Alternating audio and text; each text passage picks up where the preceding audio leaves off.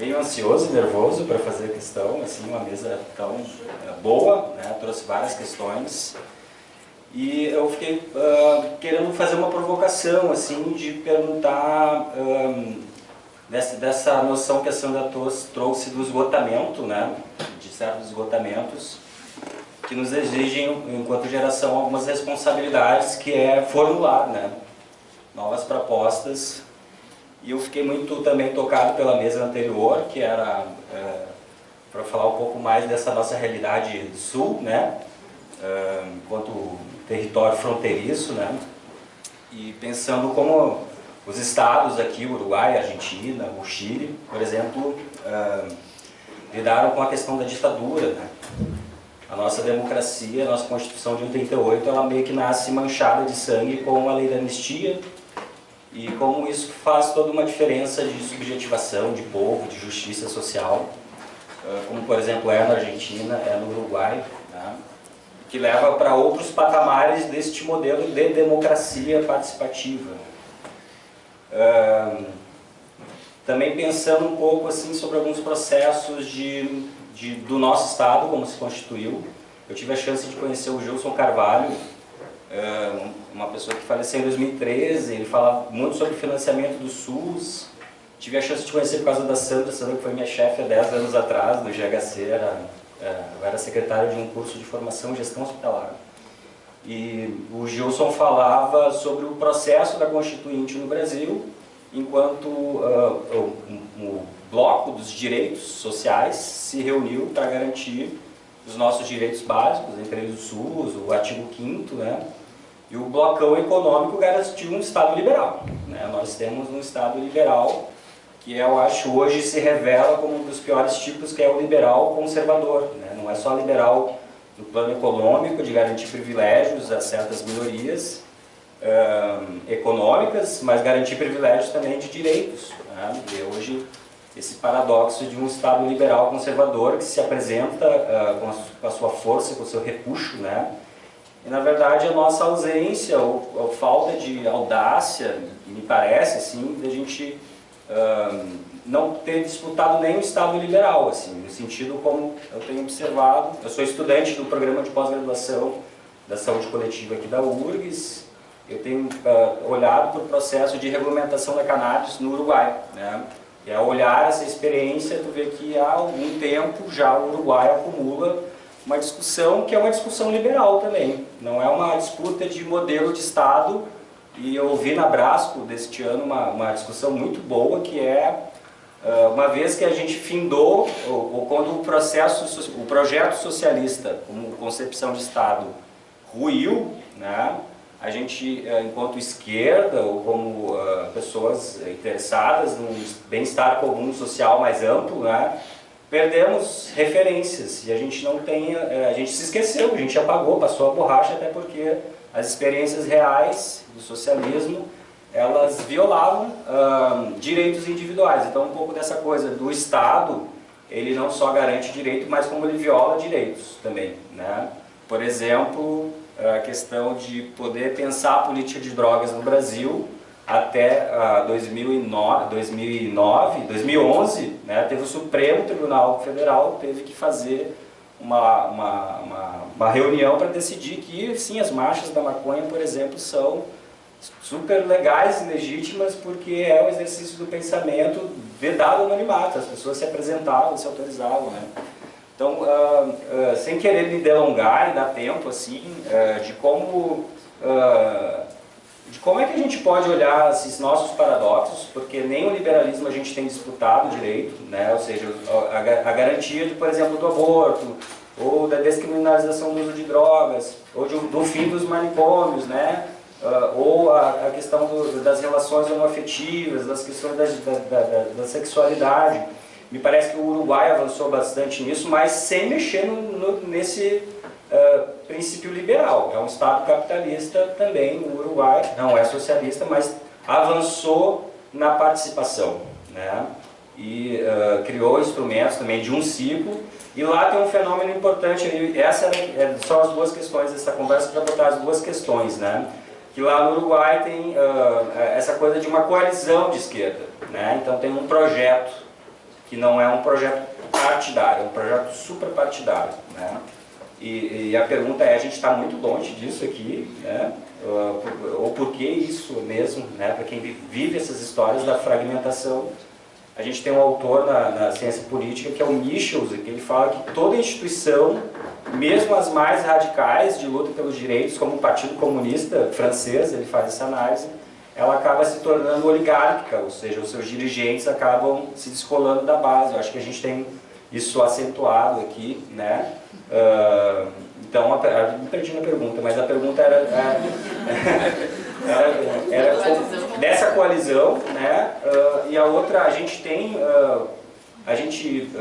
nessa coisa do esgotamento e da gente tem que brigar por ser propositivo, né?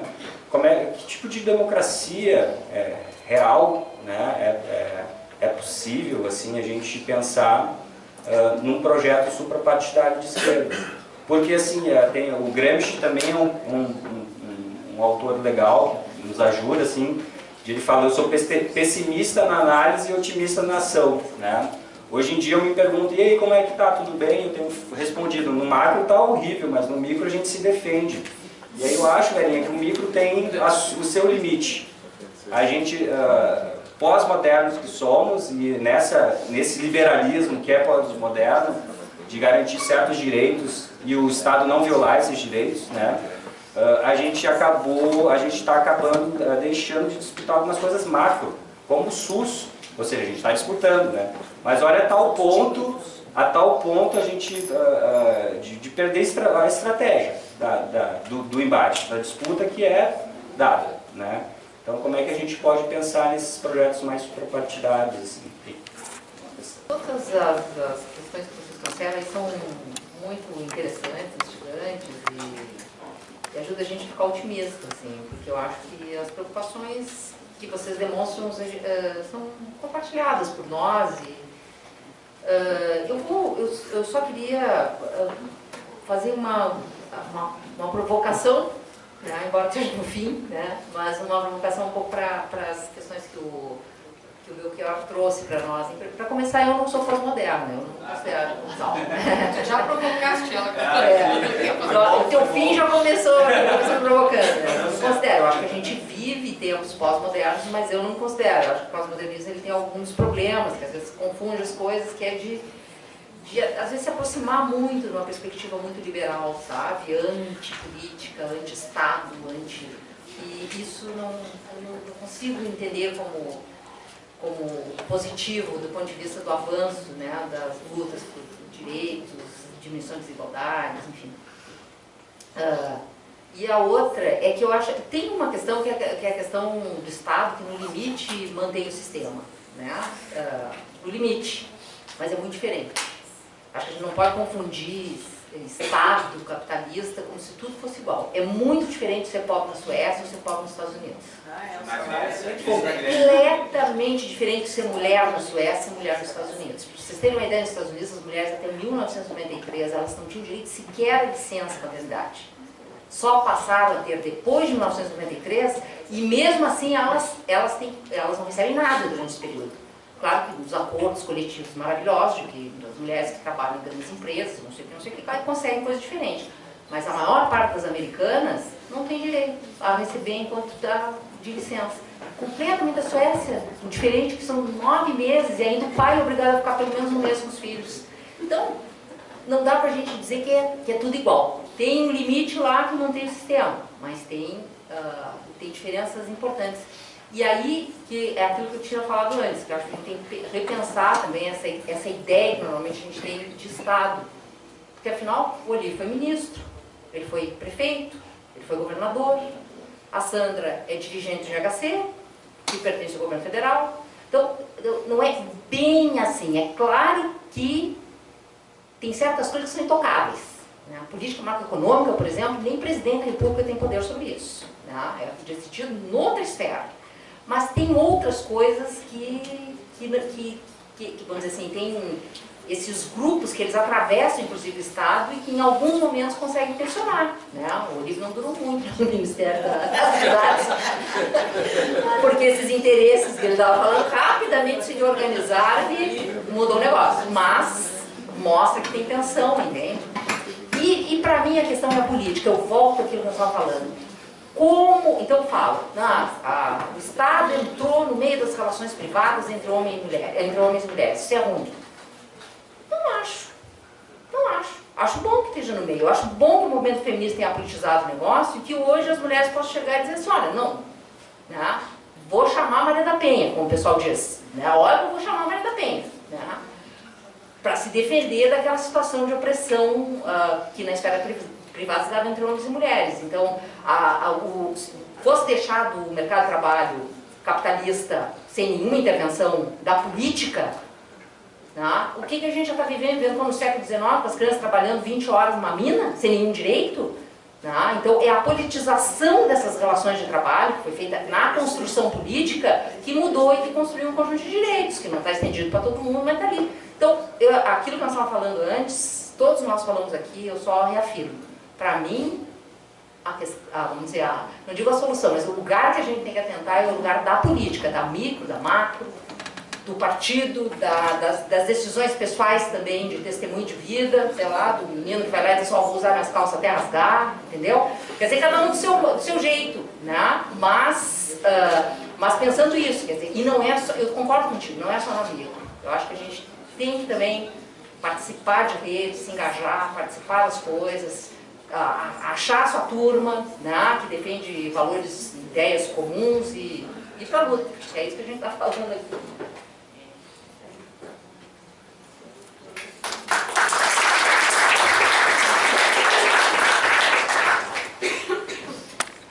Bom, gente, também acho que a maioria das coisas que vocês falaram, né, mostra que vocês estão, né, preocupados e engajados no processo, talvez cada um do seu jeito. Eu também concordo com a Soraya que nós temos que fazer as coisas através de alguma institucionalização, botando entre aspas, né, digamos assim, não necessariamente através de uma entidade, de uma coisa formalmente constituída, mas através de minimamente um grupo de pessoas que pensa igual, né, dentro dessa linha, encontrar a sua turma. Cada um tem que encontrar. Um dia a gente estava até, Jadir e eu, né, lá no grupo de residentes da universidade aqui. Lá na URGS, lá no centro. Parece que era da psico, isso, residentes na área de psico. E o pessoal meio que indagando assim, mas como é que eu encontro as pessoas que pensem como eu? Bom, cada um vai ter que dar um jeito de achar a sua turma, né? Eu não posso dar uma receita, né, que diga, olha, desta forma que tu vai encontrar. Tu vai procurar, não é possível que vocês não consigam se encontrar. E tem que ser por aí, né? Porque por mais que a gente diga que cada um de nós é um ser político, pensante e atuante, muito difícil a gente construir as coisas de modo isolado, né? Todas as lutas que a gente tem que fazer tem que ser no coletivo. O tamanho desse coletivo e o formato desse coletivo, ele vai variar. Vai variar, depende dos seus princípios, né? Do seu modo de pensar e de agir. Mas é desta forma que nós vamos conseguir nos colocar no mundo e lutar por aquilo que entendemos, né, que seja o correto, né, que seja o que a gente espera, almeja, né? Então acho que realmente temos que achar a nossa forma de organização, né? Eu não defendo que tenha uma única, embora eu defenda a questão política, inclusive política partidária, né, apesar de toda a tentativa que se tem hoje digamos assim, desconstruir, né, até a legitimidade dos partidos por conta de problemas que se possa ter dentro dos partidos. Gente, problemas a gente tem em todas as instâncias, em todos os lugares, né? Nenhum de nós é perfeito, sempre, né? Nós somos seres humanos, erramos em todas as instâncias em que nós participamos, nós constatamos problemas. Né? Quando eu cheguei, eu acho que a Deja estava fazendo uma fala que eu compartilho, né? Porque a gente fica falando dos corruptos, E eu não sei se a gente está parando para olhar para nós mesmos e ver até que ponto a gente também não cometeu ou não está cometendo no nosso dia a dia ações que eu posso considerar, se não corruptas, pelo menos ilegais, e se não ilegais, pelo menos imorais.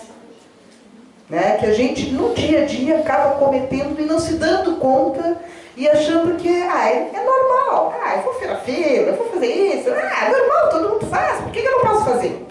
A gente acaba acumulando no dia a dia uma série de comportamentos, né, que não são legais, né, legais do ponto de vista, né, que não seriam corretos, que a gente cobra e não admite nos outros, né, mas às vezes a gente não se olha.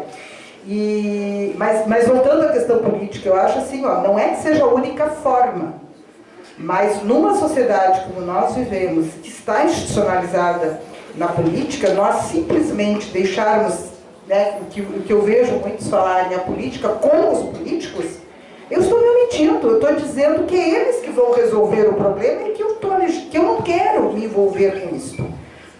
Gente, isso é deixar de ser cidadão, porque a cidadania passa justamente pela nossa ação política, e a nossa ação do dia a dia é política, nós queiramos ou não. Isso é que nos diferencia dos outros animais, que são irracionais, que não pensam. O ser humano, ele é um ser político por natureza. E se nós queremos realmente ter uma atuação que nos dignifique como ser humano, nós temos que ter essa atuação. Vamos encontrar forma de fazer, não necessariamente através, talvez, de um partido político, através de um movimento social, através de algum tipo de organização que dê conta, né, dessa luta. Porque isso que eu acho que é o princípio da coisa, a gente tem que estar de alguma forma organizado para fazer essa ação realmente reverberar, né, ter voz, ter alguém ouvir. Né? Se a gente tem que falar, alguém tem que ouvir. Para ser ouvido, a gente tem que, de alguma maneira, nos organizar, senão a gente vai ficar beirando lá, que nem, né, alguns, talvez, né, algumas pessoas que acreditam, né, alguns pregadores isolados, sozinhos, assim, que acham que vão conseguir mudar o mundo daquela forma. Então, acho que a gente precisa realmente acreditar que é possível, sim, ter uma saída. Acho que o livro, né, colocou isso. A gente sempre vai encontrar uma saída. Espero que a gente consiga encontrar a melhor saída para o nosso país, né, no momento que nós estamos vivendo. Agora, nós temos a obrigação de chamar a atenção que a gente está num momento complicado, delicado, e que não necessariamente a saída é essa que a mídia coloca como a saída, né? E quando fala da questão da mídia, nós também aprovamos na nossa conferência, né, dentro das políticas democráticas do Estado, a democratização da mídia, porque entendemos, sim, a mídia é o quarto poder e talvez o mais forte de todos os poderes. Né? A gente diz que é o poder econômico, mas a mídia está com o poder econômico, ela em si, né, ela tem o poder econômico, ela própria é e tem ao seu lado, né, o poder econômico. E realmente nós muitas vezes nos deixamos levar por aquilo que essa mídia, né, coloca e estabelece como uma verdade. Nós temos que ser mais crítico, ver isso com mais, realmente, né, com um olhar crítico e parar para pensar se efetivamente aquilo que está sendo dito pode ser uma verdade. Né? E as mídias sociais também, às vezes, servem para disseminar, gente, coisas que eu fico pasma. Eu digo, não é possível que alguém consiga acreditar em determinadas coisas que falam. Né? Agora descobriram que tem água em Marte, tudo bem, água em Marte é algo factível. Agora alguém dizer que assim, eu fui ontem a Marte e voltei, ainda não é factível, né? Ainda não é, com certeza. Quer dizer, vai ser, mas talvez leve algum tempo, não ir hoje, vou estar amanhã. Mas às vezes são ditas coisas né, com essa perspectiva assim, de coisas completamente impossíveis. Impossíveis. E as pessoas acreditam. Então, gente, vamos ser mais críticos, vamos nos organizar, vamos achar sua turma, né, e vamos fazer alguma coisa aí para salvar o nosso SUS e salvar o nosso país que está precisando, sem dúvida. Obrigada.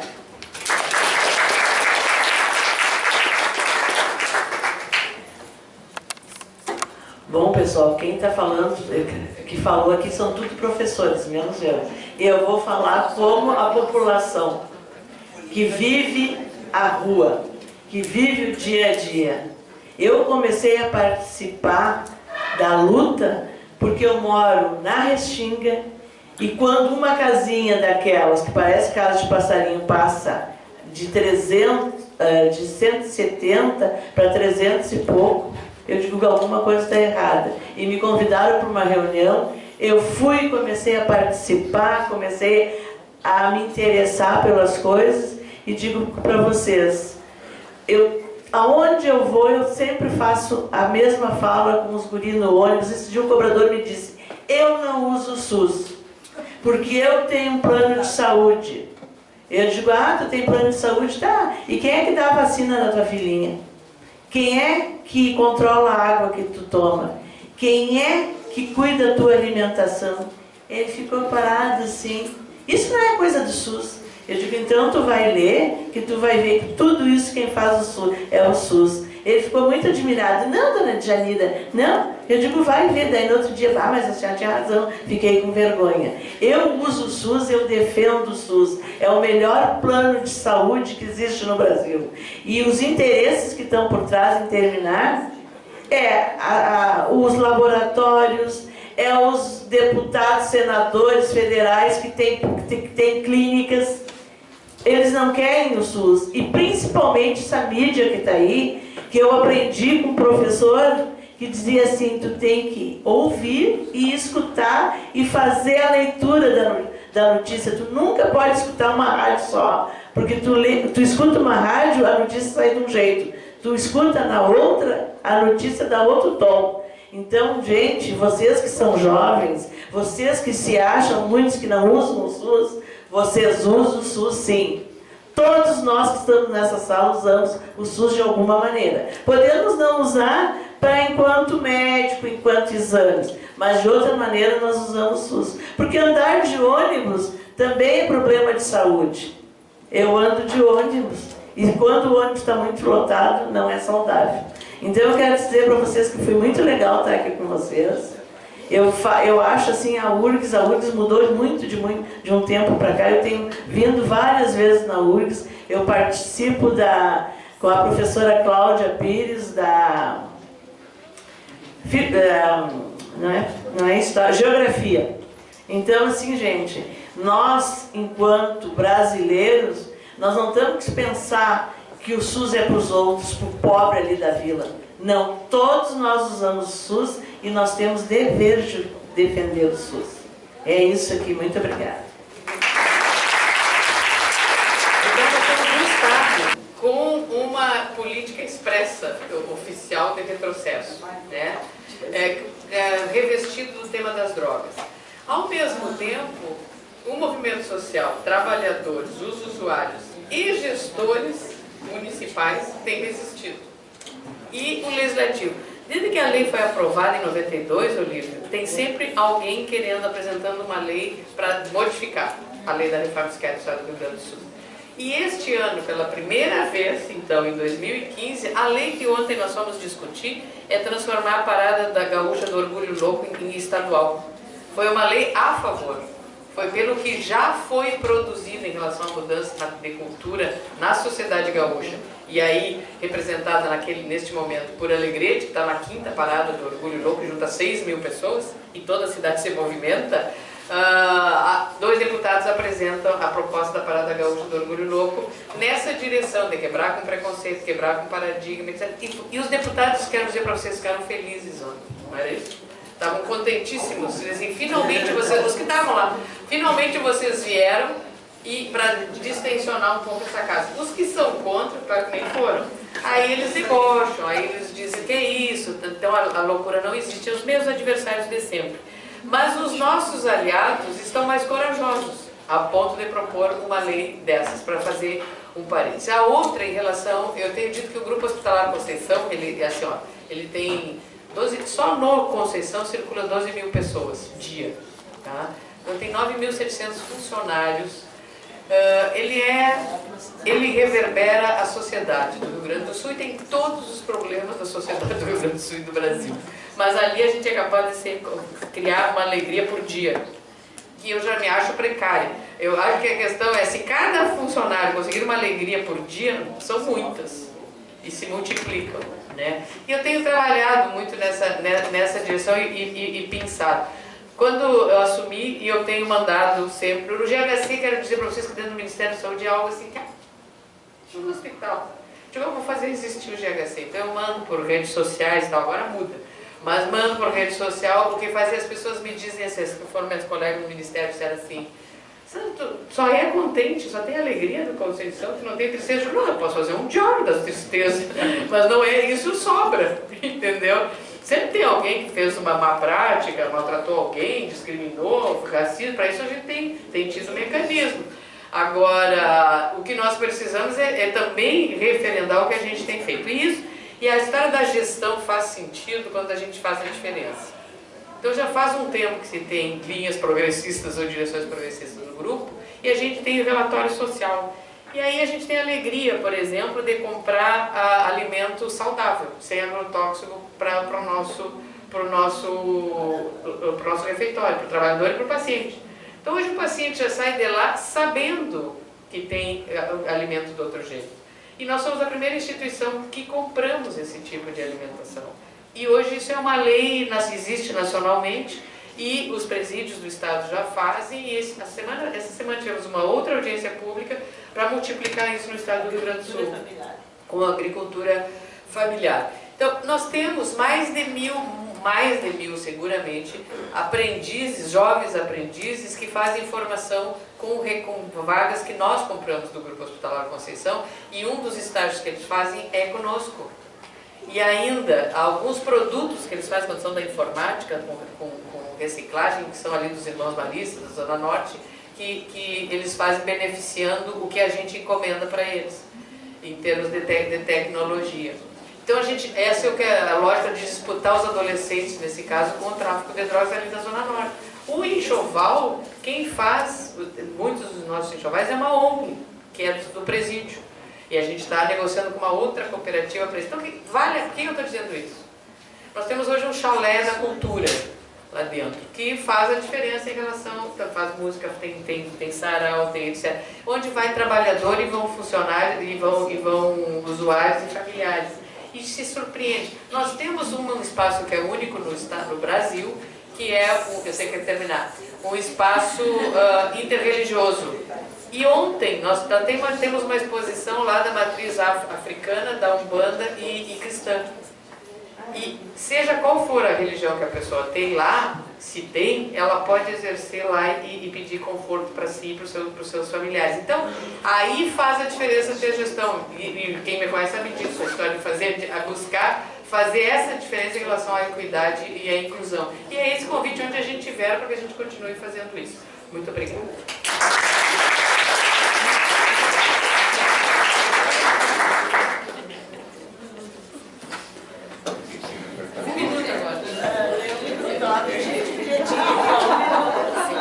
Vocês me permitem, então, que para encerrar, se a memória não me falhar, eu vou declamar um poema do Carlos Drummond de Andrade. Não serei o poeta de um mundo caduco, nem cantarei o mundo futuro. Estou preso à vida. E olha, meus companheiros, estão taciturnos, mas nutrem grandes esperanças. Entre eles considero a enorme realidade. O presente é tão grande, não nos afastemos muito, vamos de mãos dadas. Não serei o cantor de uma mulher, de uma história. Não direi os suspiros ao anoitecer de uma paisagem vista da janela. Não distribuirei entorpecentes nem cartas de suicídio. Não fugirei para as ilhas, nem serei raptado pelos serafins. O tempo é a minha matéria.